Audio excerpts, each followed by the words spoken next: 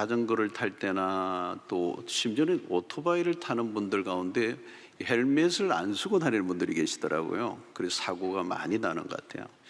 요즘은 전동 킥보드라고 그 젊은 친구들이 이제 많이 타는데 이걸로도 사고가 많이 나요. 대부분 이제 헬멧을 안 써서 넘어지게 되고, 그게 뭐 시속 한 20, 25, 30 이렇게 달리니까 아주 아슬아슬하죠. 근데 뭐 별일이 있겠나 하고 타고 다니다가 이제 사고가 나는데 머리를 다치는 게 문제예요. 머리를 다치는 게. 그래서 반드시 이 자전거나 오토바이나 전동킥은 헬멧을 반드시 써야 돼요. 머리를 보호해야 된다는 거죠. 헬멧을 써야 됩니다. 어떤 분은 모자를 쓰는데 모자를 쓰면 안 되고 헬멧을 써야 돼요. 자, 군인들은 전쟁할 때는 머리가 중요합니다. 철모를 우리가 쓰잖아요. 우리 군인들은 철모를 쓰는데, 고대 사이에서는 이렇게 철퇴와 같은 거, 이런 것 휘두르면서 치기도 하고, 칼도 굉장히 둔탁한 칼이기 때문에 내리치면 머리 부분이 손상을 입으면 대책이 없는 거죠.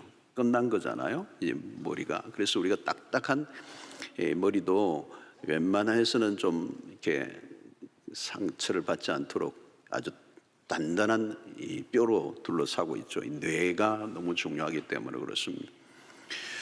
그래서 이 칼이나 철퇴를 사용할 때 이제 맞서서 우리가 싸우는 군인은 그 당시에 청동으로 만들어진 것, 또 철제로 대부분 만들어져서 그런 철퇴와 같은 것으로 내리쳐도 보호를 받도록 했습니다.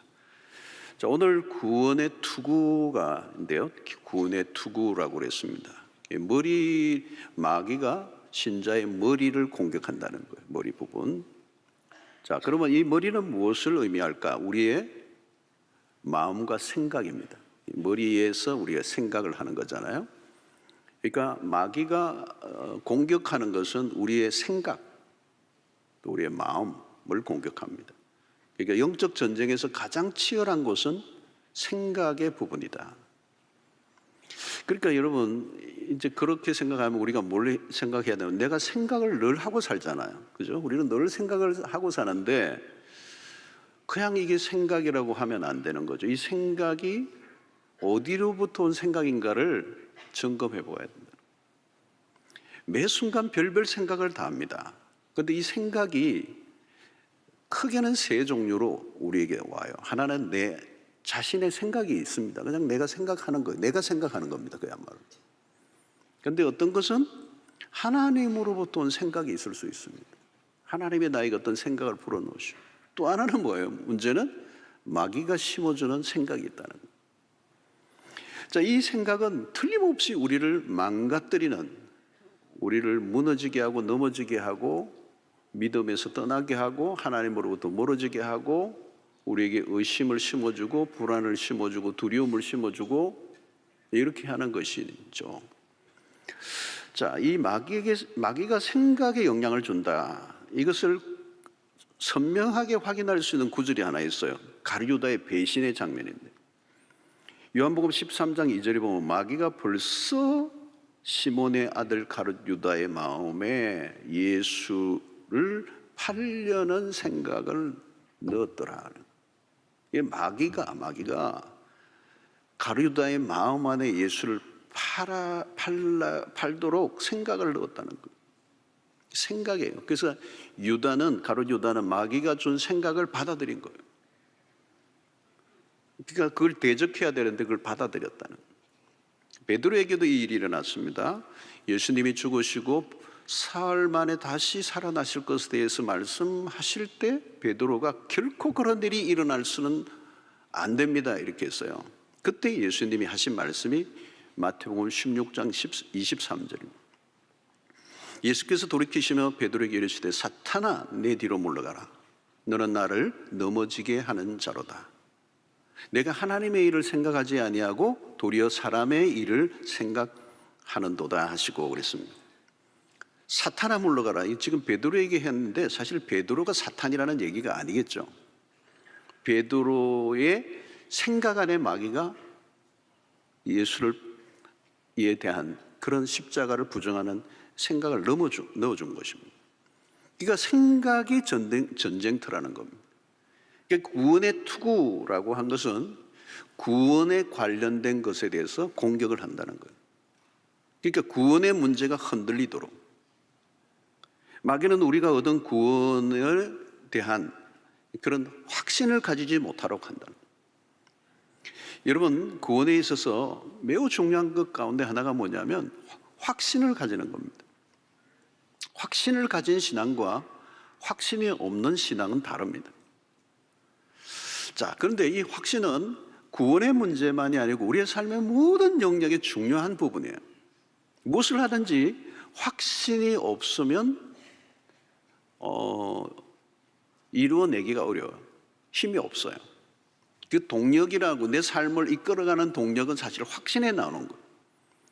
여러분, 능력은 굉장히 많은데 확신이 부족한 사람은 언제나 우물쭈물 뭐무 그래요. 능력 발휘가 안 되는 거죠. 능력은 많은데 확신이 없으니까. 능력이 무슨 소용이 있어요? 그 능력을 끌고 가는 힘이 확신이잖아요. 리더십에게 그 확신은 너무도 중요해요. 앞장선 사람이 확신이 없으면 따르는 사람들이 다 우물쭈물하겠죠. 오합지졸이 되는 겁니다.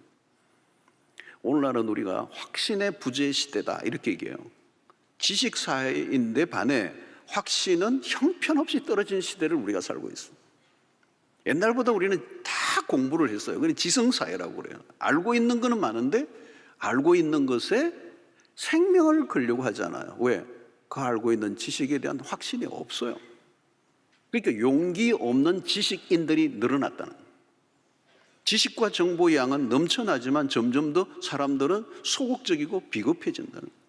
그러니까 그냥 알고 있는 것과 확신하는 것과는 큰 차이가 있다는 겁니다. 얼마나 많이 아느냐보다 얼마나 확신하느냐가 중요하다는 거예요. 자, 믿음의 세계도 마찬가지죠. 믿고 있는 것에 대한 확신이 없으면 어떻게 되죠? 머뭇거리는 거죠.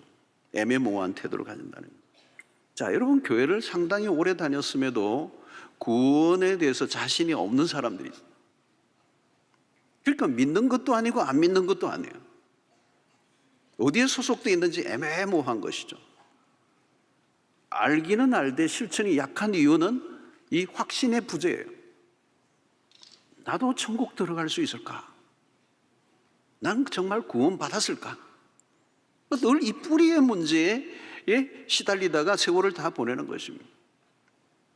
그래서 이 확신이 약하면 타협을 하게 되고 결국은 세상에서 또 어떤 믿음의 시련이 오면 포기해버리는 것입니다.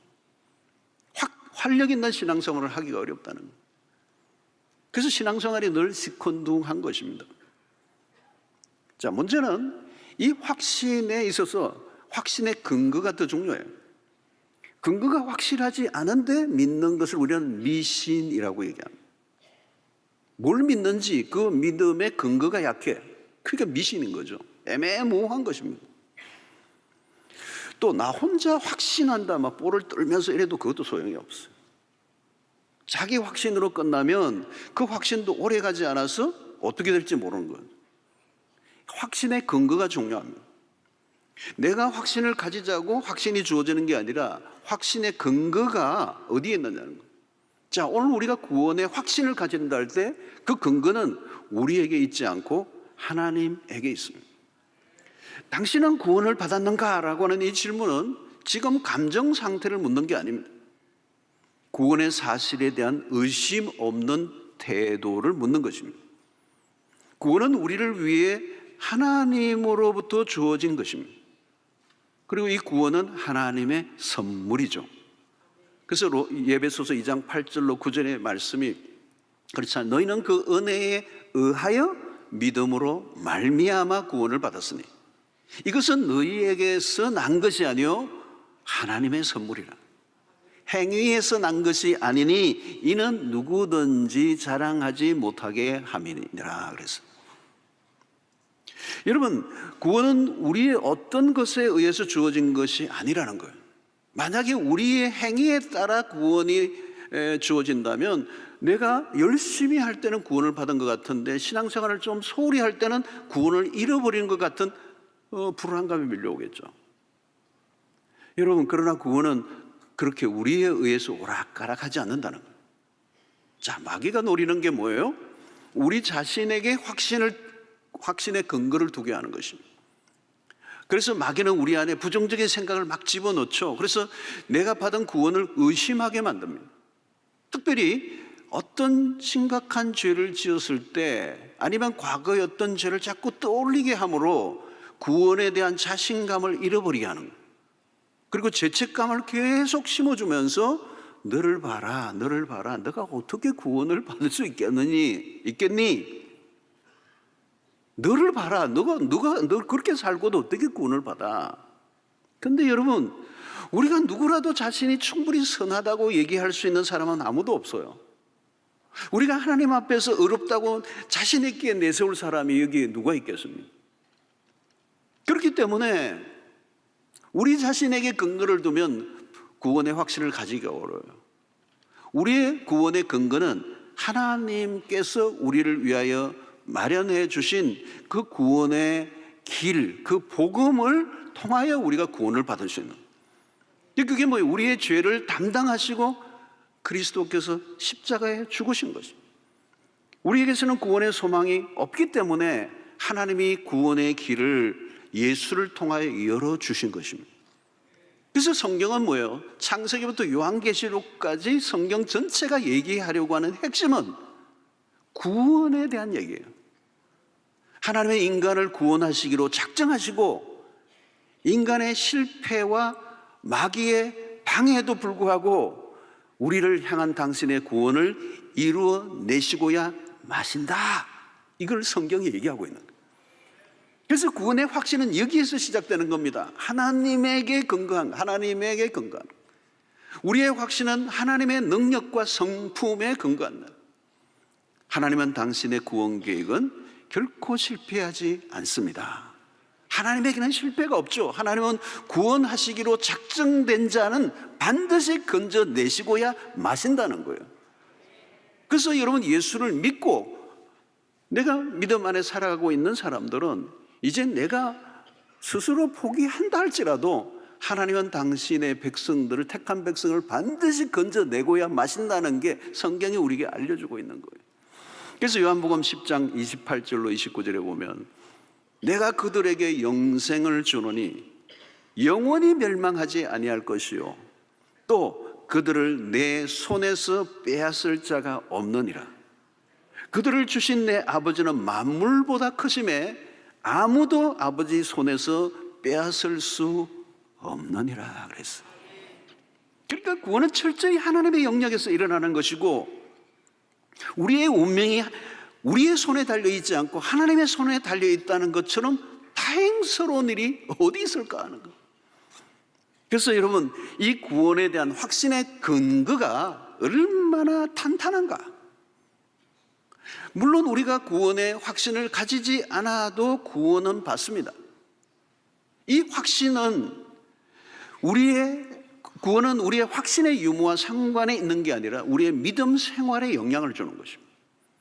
우리의 감정의 상태에 따라 구원이 오락가락하지 않는다는 것입니다. 만약 그런 것에 좌우된다면 구원의 줄이 너무 허약한 것이죠. 언제든지 끊길 수 있는 줄을 우리가 붙잡고 있다면 그게 얼마나 불안하겠어요. 여러분, 성경의 믿음의 조상이라고 하는 아브라함을 보면 그는 실수투성이에요. 그의 믿음은 정말 믿음스럽지 않아요.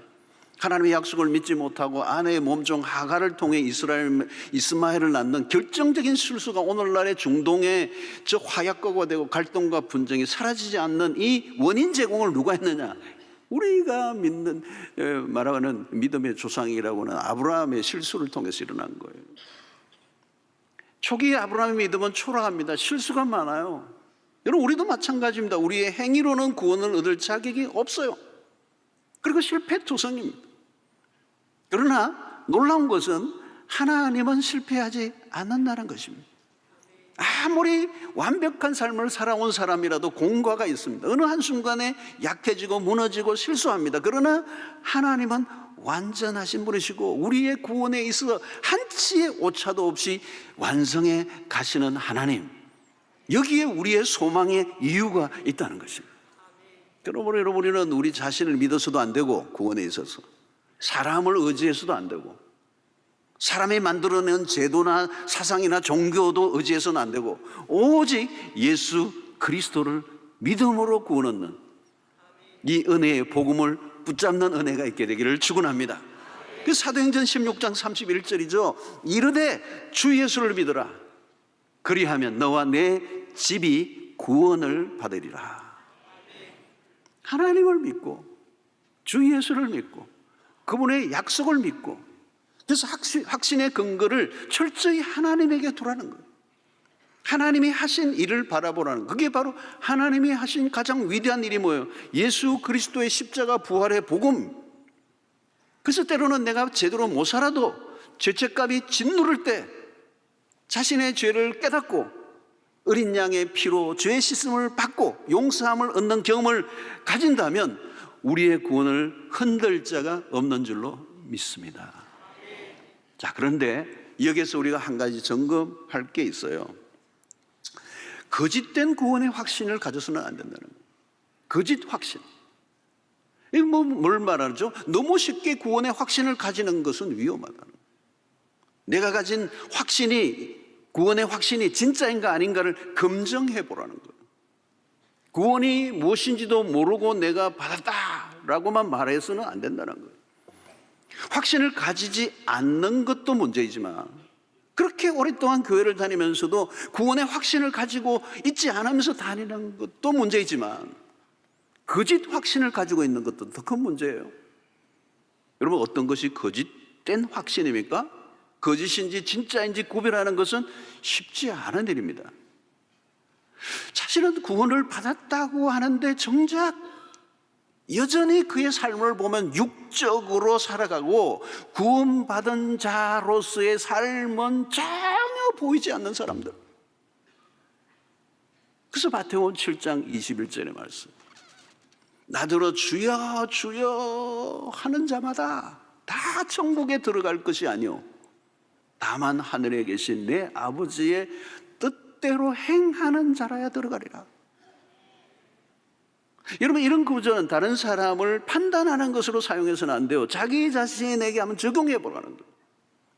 나는 정말 말로만 때우는 신자는 아닌가? 믿는다고 하는데 전혀 믿음의 열매가 나타나지 않는다면, 그 야고보서가 하는 얘기가 그거예요. 정말 믿는다면 믿음의 행함이 드러나야 하는데 행함이 없는 믿음은 죽은 믿음이 아니냐, 그게 진짜 믿음이라고 말할 수 있느냐. 그래서 자신의 구원을 검증해 보라는 거예요. 고린도서 13장 5절이요. 너희는 믿음 안에 있는가? 너희 자신을 시험하고 자기 자신을 확정하라. 시험하고 난 다음에 확정하라는 거예요. 예수 그리스도께서 너희 안에 계신 줄 너희가 스스로 알지 못하느냐? 그렇지 않으면 너희는 버림받은 자니라. 무슨 얘기를 하는 거예요? 자기 검증을 하라는 거예요. 여러분, 이 어려운 겁니다. 근데 해야 돼요. 왜? 영혼의 문제가 달려 있으니까. 영혼의 문제. 나는 과연 구원받은 자인가? 그냥 착각하고 구원받은 것처럼 여기고 사는 자인가? 여러분, 교회 열심히 다니는 것만으로는 안 돼요. 선한 일을 행한 것으로도 안 돼요. 선교지 100번 다닌 것으로 안 돼요. 그게 구원의 티켓을 주는 보장을 할 수 있는 게 아니에요. 자신이 구원을 받았다는 확정은 단순히 감정의 상태로 그냥 뜨거웠어, 그걸로 확정되는 게 아니라는 거예요. 가장 뚜렷한 증거 중에 하나는 자신이 비록 하나님의 뜻대로 살지 못한다 할지라도 실수하고 넘어졌을 때 진정으로 회개하고 있는가를 보아야 된다는 거예요.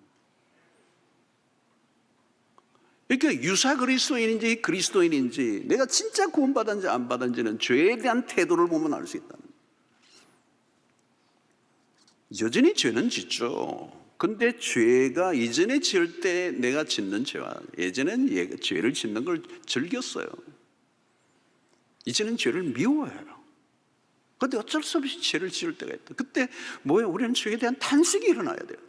그냥 무덤덤하게 그냥 무조건 그냥 아무렇지도 않게 죄를 짓는 그런 태도가 아니라 탄식이 있는 거예요. 그리고 거짓 회개가 아니라, 형식적인 회개가 아니라 진정하게 죄를 뉘우치고 하나님 앞에 용서를 구하는가 하는 거죠. 말씀대로 살지도 않고 회개도 안 하고 안 믿는 사람과 또 전혀 다른 것도 구별할 수 없다면, 믿음의 증거를 볼 수 없다면 구원을 받았다고 말하기 어렵다는 거죠. 그래서 여기서 베드로와 가룟 유다의 차예요. 지연자는 개긴 독인이에요. 그런데 베드로에게는 회개가 있었다는 거예요. 가룟 유다는 후회를 했다는 거예요. 여러분, 자기가 자신을 속이는 것이 무섭습니다. 자기 마음대로 살면서 나는 예수를 믿고 구원을 받았다고 떠들고 다닌다면 그것은 의심스러운 일이라는 것입니다. 마귀는 우리가 거짓된 확신에 차서 살도록 미혹하는 것을 좋아합니다. 그릇된 확신으로 우리를 유도한다는 것. 그래서 교회 출석을 하고 헌금을 하고 그것으로 외적 행위로 만족을 하는데, 믿는 것 같지만 결코 구원에 이를 수 없는 사람들이 얼마든지 있을 수 있다. 그래서 잠언 16장 25절에 이런 말씀을 합니다. 어떤 길은 사람이 보기에 바르나, 사람이 보기에는 멋있어, 사람이 보기에는 괜찮아 보여. 근데 필경은 사망의 길이니라. 중요한 것은 구원과 멸망의 갈림길, 이 두 길이에요.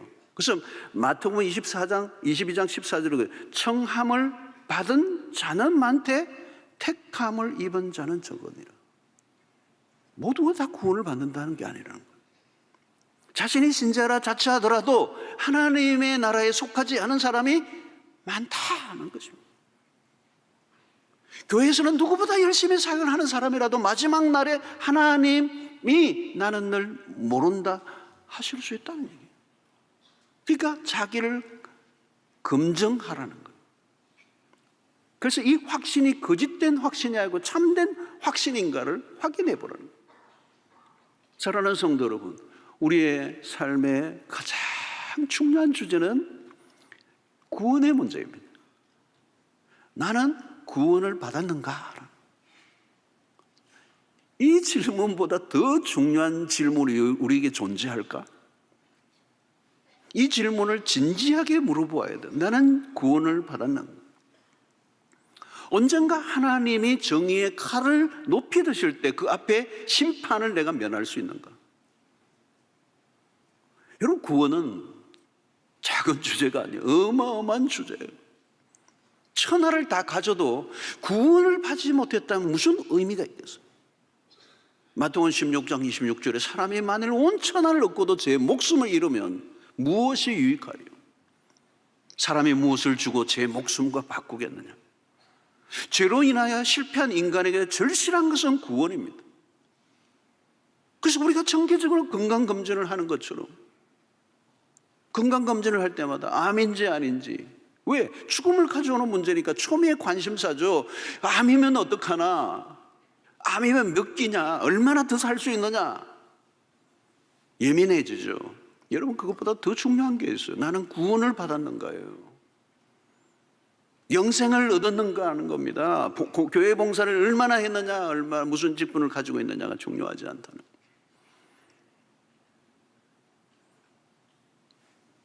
여러분, 오늘 지상의 교회는 우리가 분류하기 어려워요. 누가 구원받았느냐 안 받았느냐 우리는 아무도 못해요.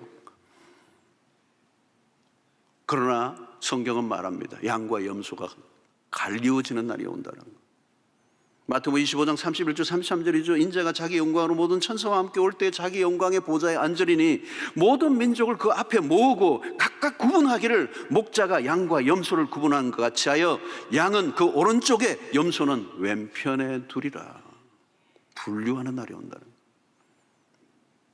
알곡과 가라지를 가리는 날이 온다는 거예요.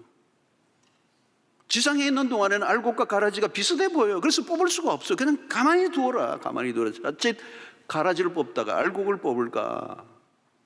하나님, 저런 인간은 쫓아내야 됩니다. 그런데 나 가만두어라. 때로는 가라지가 더 알곡 같아 보이고 알곡이 가라지 취급을 받을 수도 있어. 그러나 주님은 마지막 날 구별하신다는 거죠. 여러분, 오늘 우리는 어떤 것보다 중요한 것은 나는 구원을 받았는가 하는 것입니다. 오늘 여러분 이 구원에 대한 소망이 우리에게 분명한가를 우리에게 다시 한번 확인시켜 주기를 원하십니다. 베드로전서 3장 15절에 너희 마음에 그리스도를 주로 삼아 거룩하게 하고 너희 속에 있는 소망에 관한 이유를 묻는 자에게는 대답할 것을 항상 준비하되 온유와 두려움으로 하고 그랬어요. 세상에 대해 가진 소망은 언제나 다 끝이 나요. 여러분 나이가 들잖아요, 여러분. 오늘 이제 연말이 이제 11월 되면 이제 탁 넘어가면 이제 또 한 살씩 또 탁 먹어요. 우리는 다 먹어야 돼요. 나이를 먹어야 돼요. 자, 나이가 든다는 걸 뭘 의미합니까, 여러분? 나이가 든다는 것은 소망하던 이 세상에 소망하는 것들이 다 사라지는 걸 말합니다. 젊은 날에는 소망하는 것들이 참 많아요. 이것도 해보고 저것도 해보고 이것도 이루고 저것도 해보고 싶고 그 꿈도 많고 계획도 많고 가슴이 뛰고. 그러나 나이가 들어가면서 소망하는 게 현저히 줄어들어요. 그 젊은 날에 소망했던 그것들이 다 지나가 버리고 이제 정말 삶의 초점, 선명해지는 순간이 와요. 진짜 내가 바라고 소망해야 될 게 뭔가라고 하는 것이 다 그냥 초점이 맞추어지는 거죠. 그게 구원이에요, 여러분. 데살로니가전서 5장 8절에 우리는 낮에 속하였으니 정신을 차리고 믿음과 사랑의 호심경을 붙이고 구원의 소망의 투구를 서자 그랬어요. 여기서는 뭐라고요? 구원의 소망의 투구, 구원의 소망의 투구. 마귀는 우리의 구원의 소망을 공격하는 겁니다. 우리가 사는 세상에 소망이 있는가? 다 지나가는 거잖아요. 연기처럼 사라지는 날이 오는 거. 여러분 성경의 핵심 주제가 있는데 그것은 창조와 구원입니다. 크게 이제 세계관을 얘기할 때는 창조와 타락과 구속 이렇게 표현해요. 이게 핵심적인 주제예요. 창조, 타락, 구속. 근데 이 가장 큰 주제 중에 하나가 창조와 구원이라고 하는 게 이게 큰 토픽이죠, 성경에. 근데 이 창조 이상으로 거대한 게 구원인 겁니다. 하나님이 하시는 주된 일은 구원이고 마귀가 방해하는 핵심적인 주제도 이 구원을 깨뜨리려고 하는 것, 이 거대한 전쟁이 일어나는 것입니다. 우리는 그 구원이 얼마나 풍성한 것인지 다 알지 못합니다. 우리가 알기에는 너무 한계가 있어요. 그러나 죄로 인하여 망가진 이 세상에 대한 하나님의 회복의 스토리는 웅장하고 거대하고 상상할 수 없는 것입니다. 그래서 인간이 얼마나 망가진 존재이며 그것으로 인한 폐해가 얼마나 광범위하고 큰가를 알면 알수록 하나님의 구원은 상상을 초월하는 일들인 것입니다. 우리가 얻은 구원은 초라한 것이 아닙니다. 구원은 신비로운 것이고 우리의 지성으로 담아낼 수 없는, 그 구원을 이루어내기 위하여 성부와 성자와 성령의 연합이 일어나고 그리고 삼위일체 안에서 구원을 살펴보면 더 신비로운 일들이 많아요. 설명할 수 없는 신비로움이 있는 것입니다. 이 구원을 알아가는 게 우리의 신앙생활이에요. 뭘 한다 안 한다 뭐 그런 게 아니고 이 구원을 발견해 가는 거예요. 이 하나님의 구원의 이 드라마가 너무도 엄청난 거기 때문에 우리의 지성으로 다 이해할 수 없는데 그것을 알아가면서 그 신비를 발견하면서 기뻐하고 즐거워하고 그것이 내 삶을 살아가게 하는 에너지가 되게 하고, 구원을 얻긴 했는데 아직도 시큰둥하다면 구원이 무엇인지를 잘 모르고 있을 가능성이 높아요. 사랑하는 성도 여러분, 구원의 문제가 해결되지 않으면 우리의 삶은 미궁에 빠져 있는 것입니다. 답이 없는 것입니다. 천하에 자랑할 만한 것들이 아무리 많은들 구원을 받지 못했다면 허무한 일입니다. 이 세상이 전부라면 인생은 비극입니다. 여기가 전부라고? 그런다면 그건 잔인한 일이에요, 여러분. 여러분, 우리의 신앙의 동력은 구원을 알아가고 그 구원을 누리고 그 구원의 즐거움을 만끽하는 거예요. 천국의 비밀을 깨달은 사람은 다른 것입니다. 여러분, 세상에서는 그런 경험을 할 수가 없어요. 이 구원의 즐거움이 진짜예요. 거기에서 모든 에너지가 나옵니다. 아프리카 땅 구석까지 복음을 전하러 나간 선교사를 130여 년 전에 이 땅에 복음을 들고 왔던 그 사람들도 그 구원의 기쁨, 이 구원의 복된 소식이 얼마나 큰가를 알았기 때문에 그들은 삶을 여기에 다 쏟아부었던 거죠. 왜? 내 생명보다 더 귀중한 복음을 깨달았기 때문에, 이 구원의 복음을 깨달았기 때문에. 나를 구원하신 하나님을 위해서 살고 싶은 것이죠. 이게 신앙의 뿌리예요. 그래서 이 구원의 확신이 없으면 신앙생활은 사실 시큰둥할 수밖에 없어요. 별로 재미없어요. 여러분, 우리는 구원의 투구를 단단히 서야 돼요. 이 구원의 투구가 흔들리면, 벗겨지면 큰일 나는 것입니다. 구원이 흔들리기 시작하면 우리는 모든 게 흔들리는 거예요. 내가 오늘 죽어도 천국에 갈 수 있다는 이 담대함이, 그 확신이 우리 안에 있어야 돼요. 빌립보서 1장 6절에 너희 안에서 착한 일을 시작하신 이가 그리스도 예수의 날까지 이루실 줄을 우리는 확신하노라. 구원의 소망을 가진 사람들은 그냥 막연하게 미래를 기다리고 있는 사람들이 아니에요. 그 미래의 구원의 소망을 가진 사람들은 오늘의 삶에 모든 걸 다 바꾸는. 그래서 유명한 C.S. 루이스는 그런 얘기를 해요. 역사를 통해 배우는 것은 현 세상을 위해 최선을 다했던 그리스도인들의 특징은 내세를 항상 생각하고 기대했다는 거예요. 현실에서 무능해지는 이유는 내세에 대해서 충분히 숙고하지 않았기 때문이다. 그랬어요. 여러분, 구원에 대한 확신, 천국에 대한 소망이 분명한 사람은 현재의 삶이 시시할 수 없다는 얘기예요. 구원에 대한 확신이 깊은 사람은 이 세상의 삶의 것들로 인하여 얽매이지 않고 자유로움이 있다. 더 이상 잃어버릴 게 없다. 구원의 문제가 해결된 사람은 다르게 사는 겁니다. 헛된 야망의 세월을 보내지 않습니다. 붙들어야 할 것과 놓아야 할 것을 분명히 알고 있습니다. 구원받은 사람은 삶의 초점이 분명합니다. 아무리 많은 재산을 모아놓은들 무슨 의미가 있겠어요, 마지막 날에. 돌아가시기 전에 보면요, 돌아가시는 분, 연세 들으셔 돌아가시는 마지막 임종을 이렇게 많이 지켜보면요, 마지막은요, 숨이 그치게 몰아서요. 여러분, 그때 그 아버지에게 아버지 잔고 얼마나 남았어요? 이렇게 물을 거예요? 은행에 잔고 얼마나 남았어요? 정리 안 하신 부동산 어떻게 할까요? 물을까요, 여러분? 여러분, 지상의 관점에서 보면 돈과 권력이 대단해 보입니다. 영혼의 관점에서 보면 완전히 달라집니다. 마귀는 미래의 천국보다 지금 지상의 삶을 천국으로 만들려고 얘기합니다. 마귀는 이 세상이 전부라고 착각하게 만듭니다. 이 세상이 영원히 펼쳐질 것처럼 착각하게 만듭니다. 그게 마귀가 하는 일이에요. 여러분, 세상을 보십시오. 영혼의 세계의 사람들이 조금이라도 관심을 가지고 있는지, 천국을 눈꼽만큼이라도 생각하는지, 여기가 전부야, 눈에 보이는 것, 손에 잡히는 것, 거기에 시선을 고정하게 만듭니다. TV를 켜보세요. 먹고 즐기는 것으로 가득하지 영혼에 관련된 것에 단 1%라도 여러분 할애하는가? 이 세상의 것들을 즐기기에도 모자라는 세상이라고 착각하게 만들고 하나님을 향한, 천국을 향한 시선을 빼앗아가 버립니다.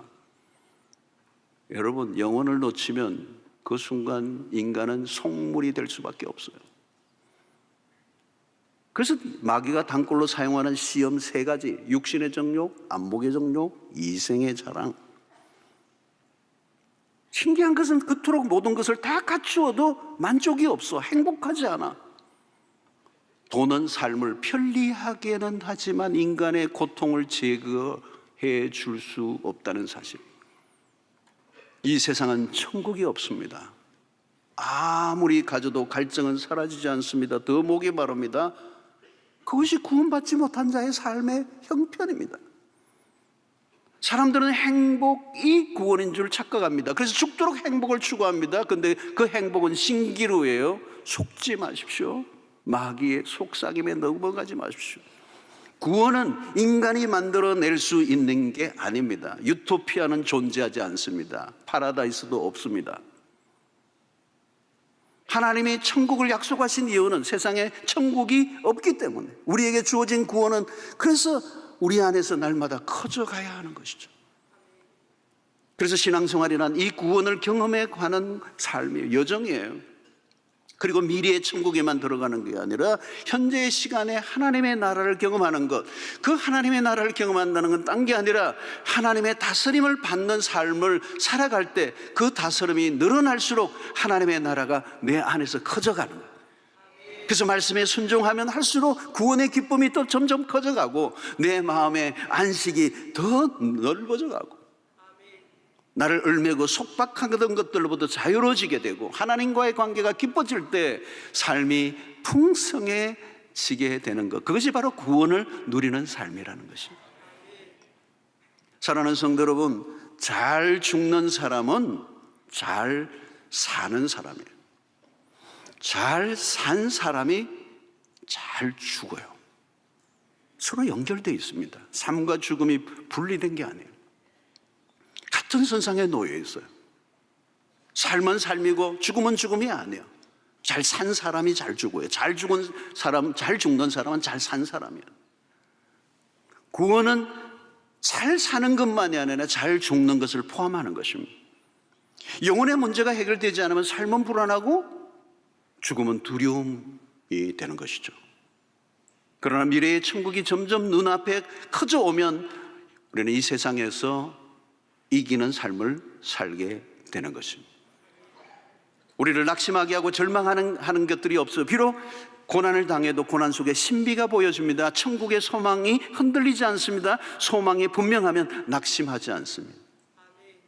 사랑하는 성도 여러분, 천국을 놓치지 말아야 합니다. 천국을 사모해야 합니다. 그 구원을 날마다 묵상하고 천국을 사모해야 돼요. 세상에 것들이 더 크게 보이면 안 됩니다. 천국이 점점 커져가야 돼요. 우리는 구약시대 성도들보다 더 깊은 확신 속에 살 수 있습니다. 왜? 구약 성도들은 오실 그리스도를, 아직 오시지 않은 그리스도를 바라보았지만 오늘 신약시대 우리는 이미 오신 그리스도를 바라보고 있어요.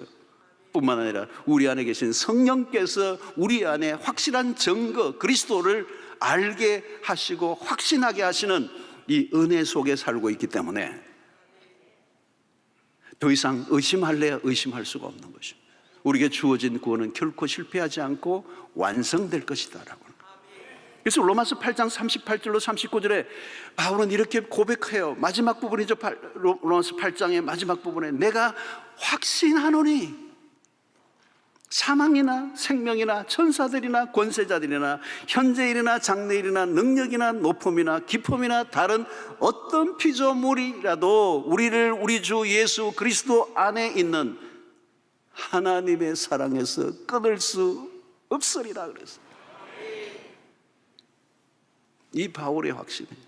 여기 사망이나 생명이나 권세자나 천사들이나 현재일이나 장래일, 이게 읽었는데 이걸 안 읽어도 돼요.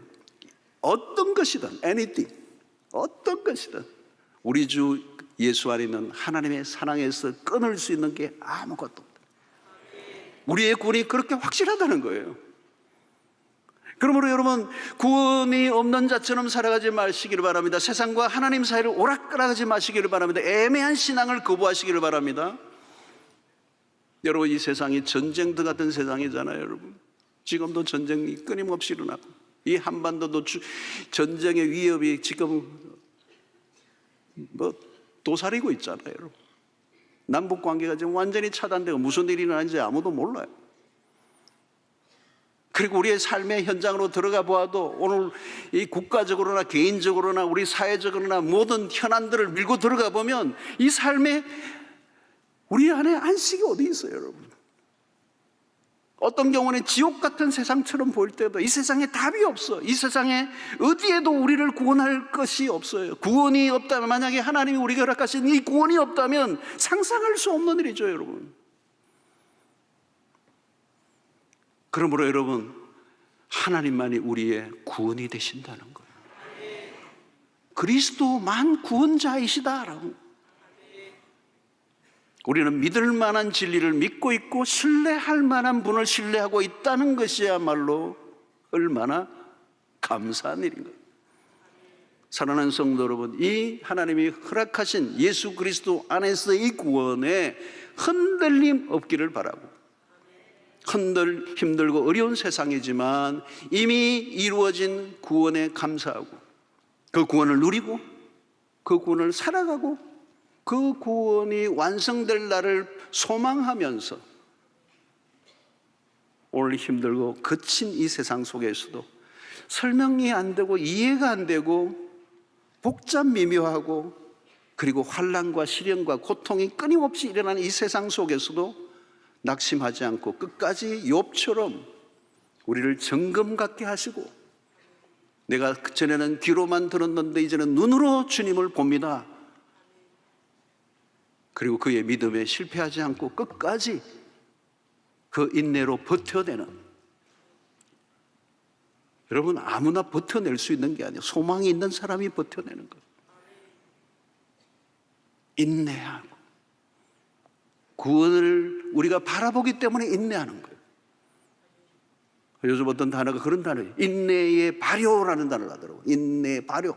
하나님의 백성들이 2000년의 역사 속에 수없는 환난과 핍박과 죽음의 위협이와도 당신의 구원을 포기하지 않고 믿음을 지켰던 이유는, 그래서 그 인내가 그 시간 속에 핍박 속에서도 인내를 견뎌낼 때 그 인내가 발효되어서 마침내 구원에 이르게 되는 이 놀라운 은혜가 여러분들에게 있게 되기를 주의 이름으로 축원합니다.